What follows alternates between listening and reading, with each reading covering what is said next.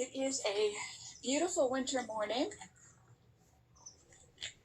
Going to be 80 degrees today, and it is, I think, January 14th.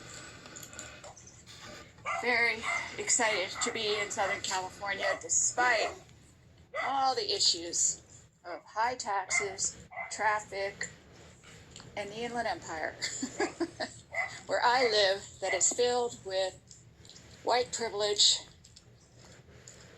hate-filled fundamentalist Christian racists. I still love it. And after all, for those of us who wanted to be a light worker, what better place to be a light worker where the light is dim or foggy or barricaded or filtered.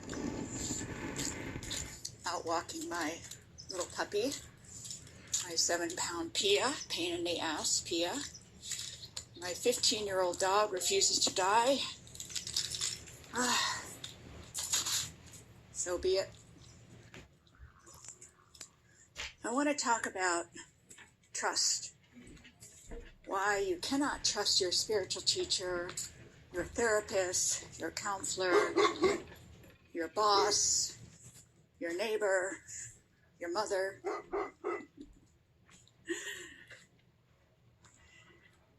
Trust is a very multifaceted issue. Ultimately, we don't trust people or a person because we don't trust ourselves. And we don't trust ourselves because we're sure that when this or that bad thing happened, or this or that, with this or that bad person, that somehow it was either our fault, or we should have seen it sooner, or we should have protected ourselves better, should have seen it coming.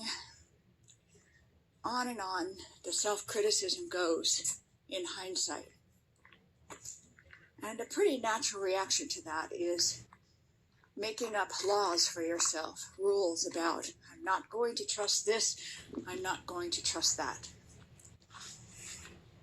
The problem with those decisions is that it often hardens you, and it shuts down your sensitivity, your receptivity, your telepathy, clairvoyance, psychic capacities, because now you have these rules in place. So, what do we do instead? The first question or reframing that needs to be done is, did I fail? Did I cause this? And even more importantly, was this a bad thing? What if, as my spirit teacher says, everything that happens to us in this life, and especially every single relationship, we planned it before we got here. We meant for it to happen. Every betrayal, every angry outburst, every emotional attack, every even physical harm. And this is a touchy subject because New Age people have turned this into, therefore, when bad things happen to you, it's your fault because you obviously didn't plan this for yourself, so you must have done something wrong. And then there's the question of, so you mean black folks came in here to be oppressed and abused, and Middle Easterners decided to be born into a time of war? So taking a slight diversion here into the macro view, the big societal view, we once asked my teacher, who is an omnipresent channeled spirit, and I had studied with many spirits prior to this one, and just because you're disembodied does not mean you're wise or enlightened. It just means you're disembodied. But this teacher for me was different, is different. So somebody wants to ask him about AIDS, and I say him because in this country it comes through a male body. And his response was that in every generation, there is something. There's plague, war, polio, tuberculosis, famine, the Ice Age, you name it. The Holocaust, the German Holocaust, the Armenian Holocaust. By German, I mean the Germans that killed the Jews, the Gypsies, and the homosexuals. And he said the souls that volunteer for these missions are considered kinds of saints. In other words, these souls volunteer to come in and have AIDS, to wake up more of the population, to help humanity evolve. Souls come in the era of slavery, to suffer and die horribly, to wake up humanity. Now, this doesn't mean that we go, oh, well, it's meant to be, so we're going to let slavery happen and abuse happen and famine happen. No, because a lot of us come in as light workers to be the other side of that war, to set the example for other humans as to how to not let those things happen. This is a very rough position for people to take who have never really experienced soul consciousness, which is a whole other discussion. And I'm going to leave it at that for now. And just to put in a little caveat that since I'm 11, I've been actively working against racism, campaigning on the streets against racism. Yes, since I was 11. Went to jail many, many times for social justice, for many, many causes.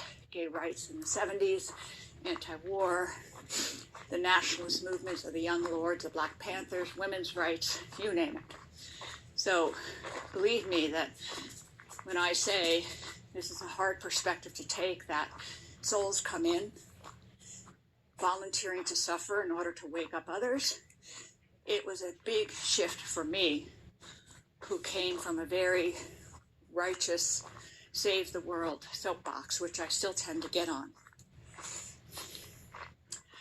So going back to trust and not trusting on a personal level, if we have decided that the bad things that happened to us were a mistake, and we caused them, and it was our screw up, and therefore I can't trust myself, and therefore I'm going to make rules up. I'm never going to date again. I'm never going to have an orgasm again. I'm never going to trust whoever again. This is a road to a lot of suffering. The hard work of staying open is twofold. Psychological, because that's where the learning comes, because we came into a human body with human emotions for a reason. So if you're running away from your incarnation, you're literally running away from your spiritual path. So the psychological healing will include self-blame, self-criticism, depression, grief, rage, you name it, the gamut, the whole thing. With a little corner of your mind also hanging on to this thread. There's something here for me to learn. There's something here that's making me stronger, not harder. Stronger is resilience. Stronger is being able to come back, to make a comeback, to stay open. That's stronger. So after you go through the psychology, you will find out that you learned about a number of things. Your unconscious, until now, fantasies about relationships. Oh, my spiritual teacher should never hurt my feelings. He or she should always be smiling at me with unconditional love and making me feel so warm and fuzzy inside. And you discover you had that fantasy, that expectation, that fairy tale going in your head. And you only discover it after you feel attacked, rejected, disrespected, lied to, betrayed, criticized, you name it. So you go through all of that. You hate your spiritual teacher, you write them hate mail, you complain to others, you stalk off in a huff, etc. Not much of a shortcut to that material. The only shortcut that will ever come is when you've developed enough that that period of going through all the dark stuff gets very, very short. Like 15 minutes, half a day, and you've moved on. Not because you've chosen to or decided to. You just do because there's not much dark stuff left in you, especially none from the past. You've cleared that up. You're comfortable with it. So now you're reacting more in the present time, kind of like stubbing your toe. Do you go on about that for 6 months? No. You go on for it for the first 2 minutes, and then that's it. It's not broken. Yippee, I'm so happy it's not broken. On with the day. That's the change that will come about over time with a spiritual practice. And yes, I'm huffing and puffing because I'm motoring uphill here. So while we're going through the grief and the rage and betrayal, we start to learn what unconscious fantasies, expectations, needs, and desires we had. And all of these, by the way, are manipulations, because you were trying to have a relationship. I'm using spiritual teacher right now as an example, but this goes for mother, father, brother, sister, friend, counselor, therapist, boss, coworker. I had an unconscious fantasy about what I expected from this relationship, and everything I did until it blew up was a manipulation to make that fantasy keep coming true. Because I wasn't present, I wasn't open, I wasn't clear of that old material, so I couldn't have a present time authentic connection with the person. But I didn't know it. Whenever we get really mad at someone, the only reason you can get mad is because you feel let down. And the only way you can feel let down is because you had expectations. And those expectations were based on your fantasy, not on you tuning in. This even goes for, let's say you have a best friend who's always steady, always wonderful, always there for you, and suddenly one day they're not. And you blow up. You've changed. How could you do this? I've depended on you. You didn't give me any warning. On it goes. Well, if you had been present, you would have felt that change even before it happened. And you would have been in tune with it instead of pushing forward to get your unconscious, unexpressed desires, needs, and wants fulfilled by this person. I was telling a class the other day, listening to a talk on consciousness in the heart. A wonderful study, a repeated study with the same results, meaning it has validity, it was done more than once. That a cohort, a sample of people, was chosen to monitor their heart rate while they were shown a random selection, random order of slides, some which showed horrifying scenes, and others which showed very peaceful, beautiful scenes. And in every single case, each subject, each time, without wavering, their heart rate changed to distress before the distressful slide was shown to them. In other words, their heart, their intuition, their intuitive self, their soul knew what was coming. And they were able to do this because they were very focused and present because of the conditions of the experiment. But most of us are not living our life sitting in a chair, being told to be aware. Those of us on a spiritual path with a practice, we actually try to live the majority of our life, if not all of it. I say majority because I don't think we can do it all the time. I think by the time we do that, it's time to reincarnate. Learned everything here in this life. So those of us with a spiritual practice, we're always riding the waves of energy. So I can sense when my best friend is about to go off the rails. And there she or he goes off the rails. And I'm like, wow, there it is. And now instead of feeling betrayed and lied to and manipulated, etc., I can have compassion for him or her. What's up? What's going on? Now let me balance this out, because I used to be like that all the time. And what happened is that I, as Dr. Phil says, I taught people how to treat me, which is everybody thought they could do anything they wanted to me and I would never get mad. And that was true. I never did. Because I could feel it coming, I got why it came, and I was there to help. The downside of that posture was that I was doing that as a way to avoid being with my own self. It was out of balance in the other direction. The one out of balance is I don't feel it coming, I feel betrayed, I get mad, I lash out. The other out of balance is I feel it coming, I ignore my own needs, wants, desires, and even safety, including physical safety, and I'm there for you. And I'm not your healer, counselor, therapist, or anything. I'm just there for you because I'm Jesus. I used to actually call those my Jesus years. So we want balance in this area. So now, for example, I can feel someone is going to come after me. They're going to blow up because I've once again let them down as a spiritual teacher because of their fantasies, which they don't even know they have. And if I even told them, this is your fantasy about me as a spiritual teacher, they would deny it because it's so unconscious.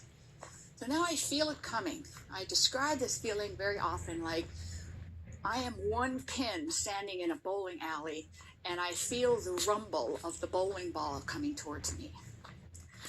And when it strikes me, I give them, as a spiritual teacher, the appropriate response to wake them up.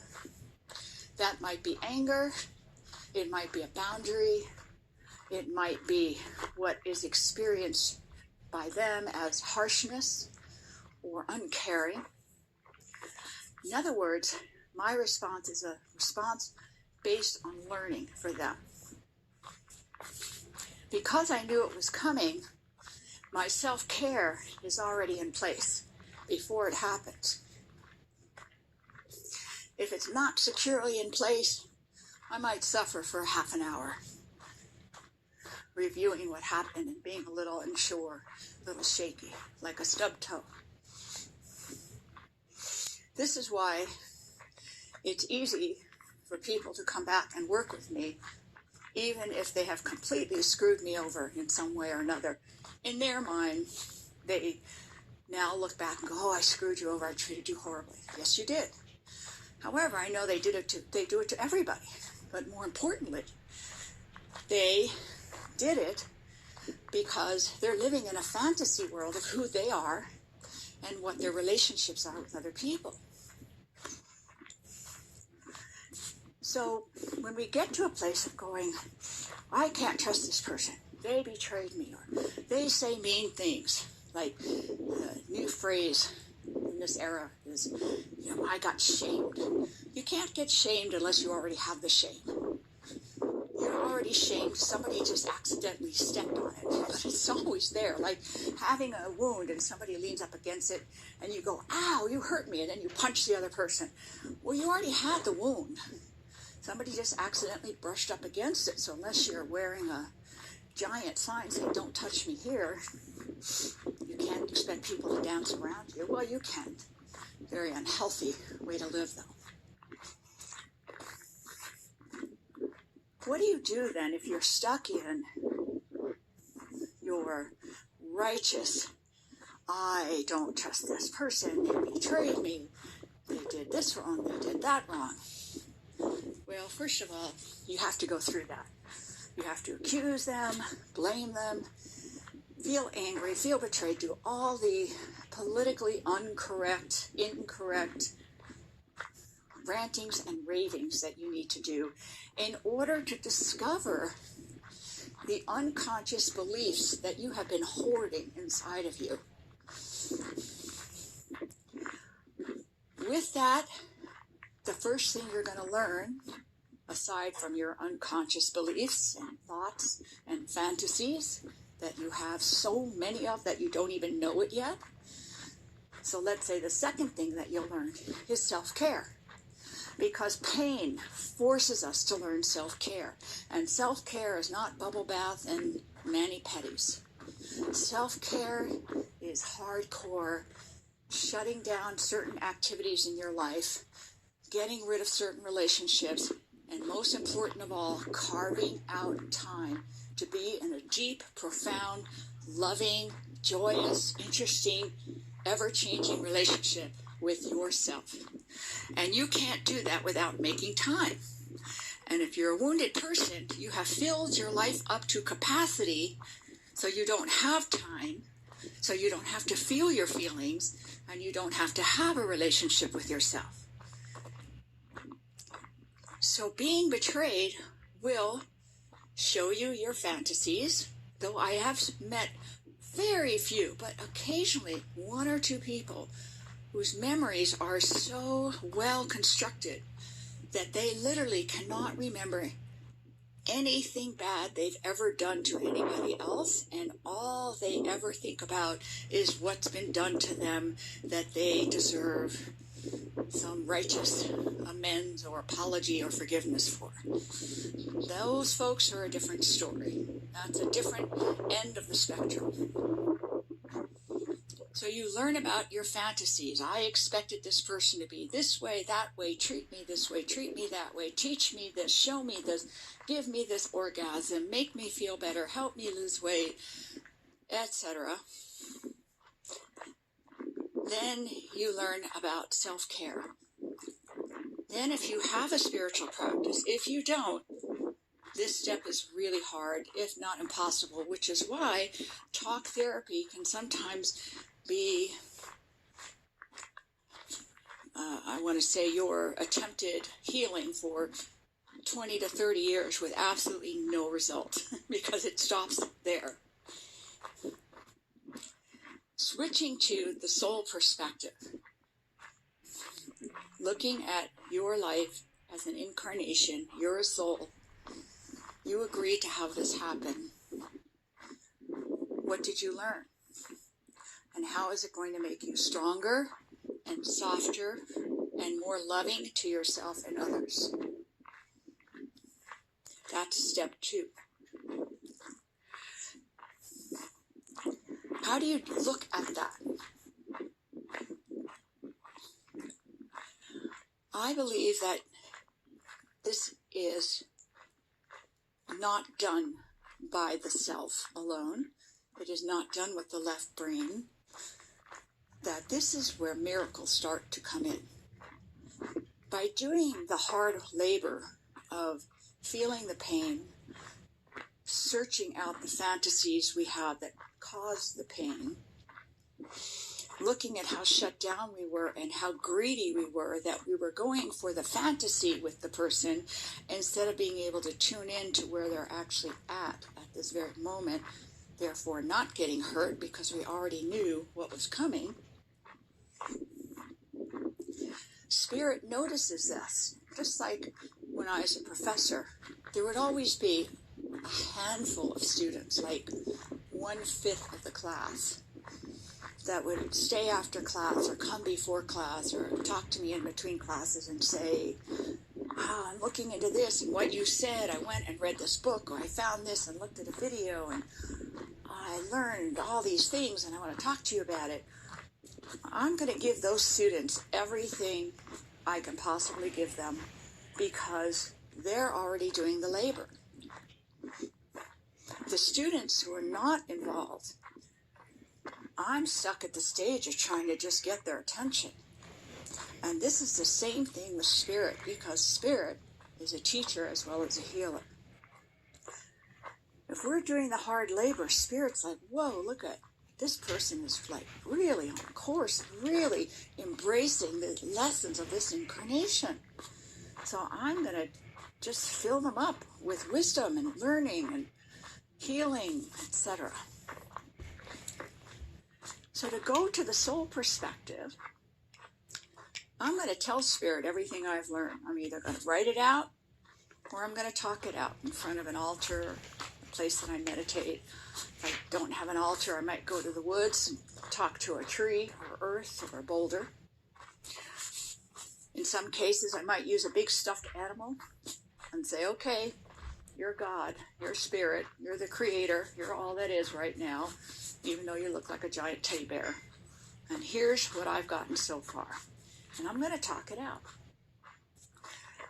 And then I'm going to say, help me. And I'm going to meditate, even if it's for 30 seconds, even if my meditation is filled with leftover grief or rage or sense of betrayal. Meditation is a relationship. It is not a practice of perfection.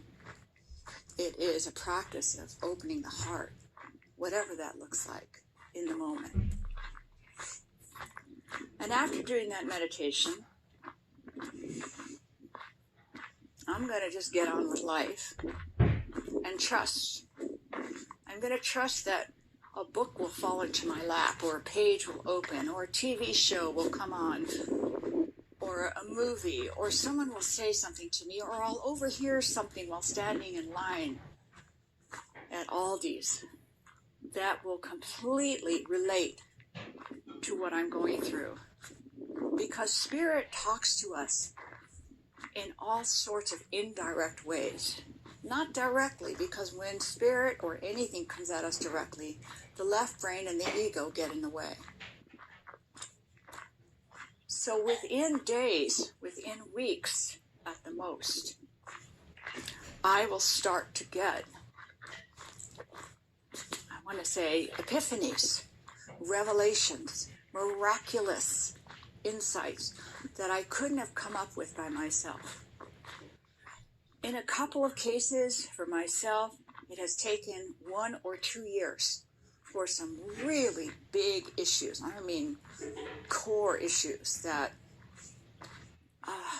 I couldn't possibly have understood quickly.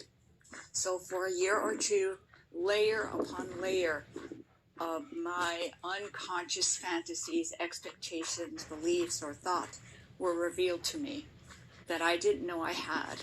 And little by little, like one bead at a time, making a mala, I would be relieved of these shortcomings, these thought forms that I didn't even know I had.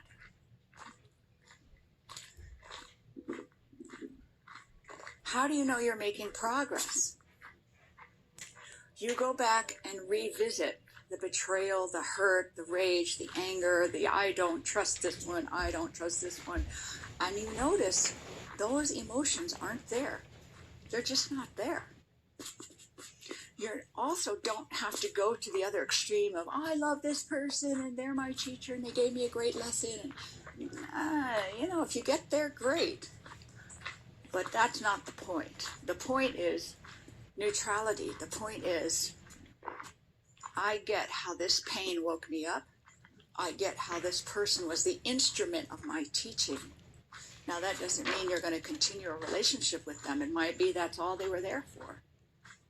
It might be someone that you do go back to.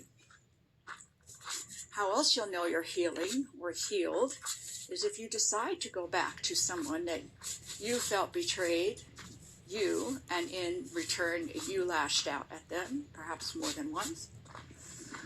You will be completely comfortable with you bringing up an apology, you making amends, because there's such gratitude, not that I am grateful. You literally just notice that you feel grateful for the lesson.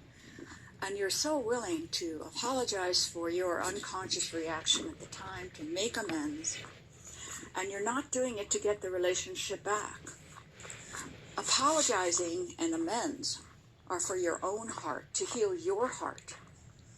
You don't do it to heal the other person's heart. That's another fantasy. That's another manipulation. It's another control tactic. Whether the other person accepts your apology or amends is up to them.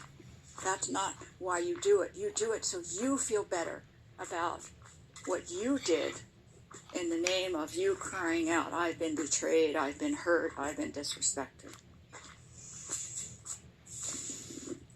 That will show you when you have really gone into a soul perspective.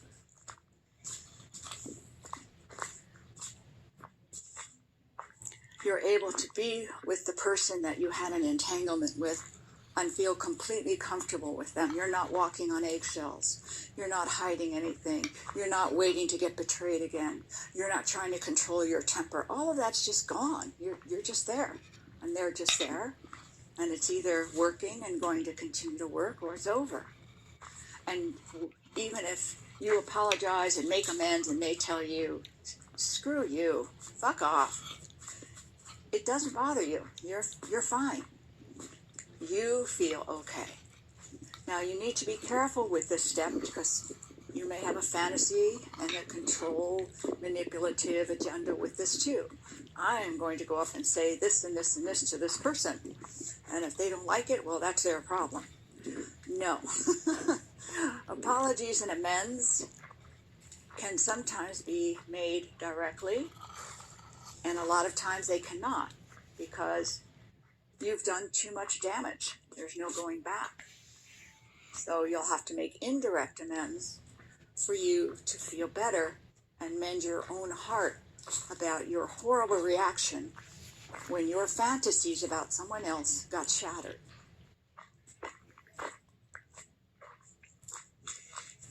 When you've gotten to the place of feeling comfortable with apologies and amends, you start to notice how much more you trust people. You trust them because now you trust yourself. Because now you're learning to check your fantasies rather than live them out. You've learned to notice, am I falling in love with my ideas or with this person?